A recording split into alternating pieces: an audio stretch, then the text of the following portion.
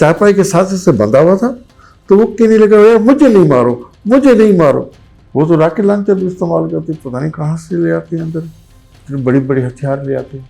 हमने उसको पकड़े, 2-3 मरतबा चालान किया। वो आस्ता आस्ता बढ़ गया, फिर वो बाहर कम नहीं करते, मुकाबलों में आमने सामने। जैसे चौधरी असलम साहब मेरे बैचमेट थे, वो इकट्ठे बैठते थे। हमने जो देखा है जो नौजवान जो स्ट्रीट क्राइम करते हैं ज़्यादातर जो है ना बेरोजगारी की वजह से करते हैं। वो बंदे पकड़े, वो बंदे मारे जो सिंध के इलाके, पाकिस्तान के इस इलाके में किसी ने वैसे नहीं हुए। जैसे परूच चांडिल था, सिंध का मशहूर धाड़िल था। उसके अलावा नादर जिसकानी था। एक हमारा केस एक बंदा एक हमारा सैरोकॉम का था हैदराबाद में, तो वहाँ सिटीजन कप से अगवा हो गया था। किसी को पता ही नहीं पड़ा कि हमारा कोई गुम हो गया है। तो फिर हम उसकी रेकी की हम बहुत ढूंढे, इसको कच्चे में भी ढूंढे, इधर उधर ढूंढे, नहीं मिल रहा था। तो अचानक हमने उसको जो वाल था उसके ऊपर हमने टेलीफोन ट्रेस के लिए रख दिया था। एक बंदे ने बात की वहाँ में 2 करोड़ चाहिए। तो खजड़ कौम के थे, उससे जैसे बात हुई तो हमने उसको ट्रेस कर लिया था कहाँ से बात हो रही। वो मोरे के शहर के अंदर बैठे हुए वहाँ से बात कर रहे। वो बंदा जो लड़का था तो बाहर फॉरेन अमेरिका में था। वो वहाँ से जैसे आया तो उसने एक मोबाइल कंपनी की मोबाइल का छाप खोला हुआ था। तो उसने बोला ये उस जिससे अगवा किया तो उसका मोबाइल भी नहीं लेके गए थे, वो मर्सिडीज गाड़ी थी वो भी नहीं लेके गए थे। वो उस छोड़ के घर के नज़दीक से वो उठा के लेके गए थे। कम से कम 15-20 दिन उससे। जब हमने वहाँ मोरे के शहर में इंफॉर्मेशन मिली कि 3 बड़े लोकेटर्स के हिसाब से हमें जैसे उन्होंने उसको एक बंदे को उठाया, बंदे को उठा के बंद किया। मैंने बोला चलो अभी घर, क्योंकि फिर हमें ऐसे नज़र आ रहे थे कि अलग भी है। तो जैसे रेल किया, एक बंदा उनका बाहर बैठा हुआ था, एक औरत और एक घर के अंदर था। तो पहले पकड़े, मैंने बाहर वाले बंदे को पकड़ गया, उसको पकड़ के दूसरों को दिया, मैंने उसको पकड़ो। वो बाहर वाले वो पड़ोस वाले यही समझ रहे कि पुलिस ने ये कोई लड़ रहे हैं, कोई लड़ाई हो गई है। पुलिस तो हम पीछे रखते थे, गाड़ियां हमने पीछे रखी हुई थी। उसके बाद जैसे हम अंदर गए, बात मारी तो वो बंदा जो लड़का था, हम तो सफ़ेद कपड़ों में गए थे अपने हथियारों के साथ, तो वो चारपाई के साथ से बंधा हुआ था। तो वो कहने लगा यार मुझे नहीं मारो, मुझे नहीं मारो, मुझे नहीं मारो। उनको ऐसे कर दिया था कि वो समझ रहे कि अभी दूसरे बंदे आएंगे हमें मारेंगे। हमने उसको बोला भाई हम आपको बचाने हैं, हम पुलिस हैं। वो तब भी नहीं माना। जब अब पुलिस की गाड़ी में बिठाया तो फिर उसको सांस आ गया था। और अपने बाप से जब बात करवाई तो उसने बोला सर हमने आपकी फ़ोन ट्रेस की थी जो आप हमसे छुपा रहे थे, इस वजह से ये ऐसे केसेस। फिर तो हमने उसको एक्सी में केस डाल दिया था, उनको भी सज़ा हो गई थी। वो खजर कौम के थे, बहुत डंडा दिया था उनको हमने। ये सही बहुत ऐसे वाक़यात हुए कि आपको क्या बताऊं।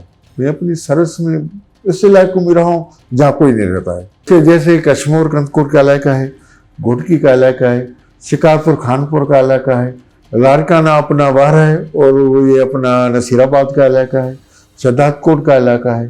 सदातकोट में बहुत अच्छा बंदे ऐसे थे। एक बच्ची अगवा गई थी, वहाँ से उसको हमने रिकवर किया, कोई नहीं उसको पकड़ता था, हमने उसको रिकवरी करवाई, बंदे मिल गए, हमने उसको चालान किया। उसके ऊपर केसेस थे, अगवा के केसेस थे, उसके वाला कलेशनकोप के केसेस थे दूसरे।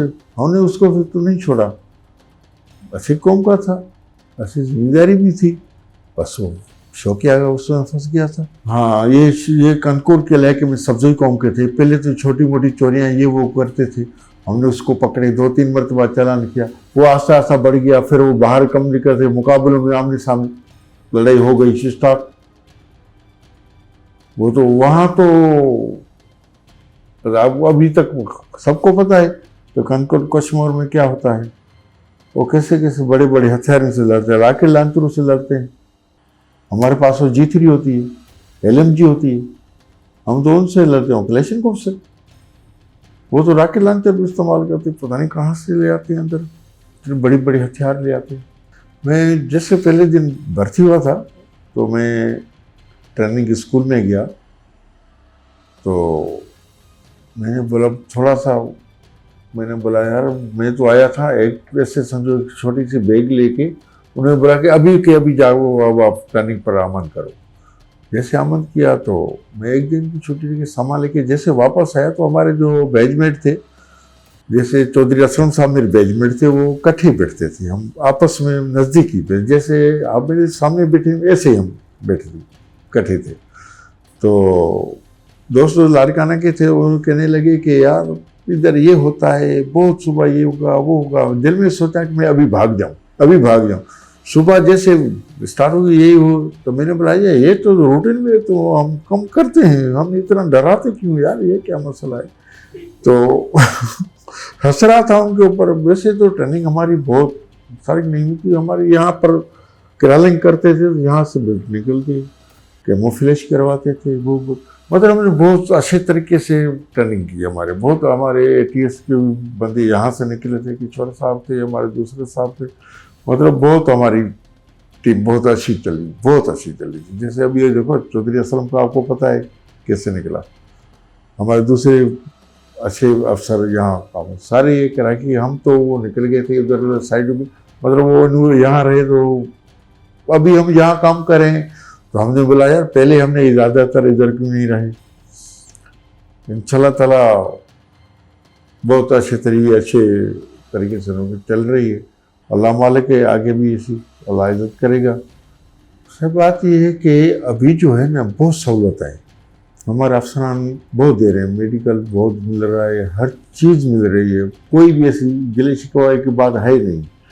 नए भर्ती जो हो रहे हैं उनकी भी तनख्वाह अच्छी है, पहले हमारी इतनी तनख्वाह नहीं थी, अभी अल्लाह के फजल से बहुत अच्छी तनख्वाह हो गई है और बहुत अच्छे लड़के आ रहे हैं, वो सीख जाएंगे, वो अच्छी बात है।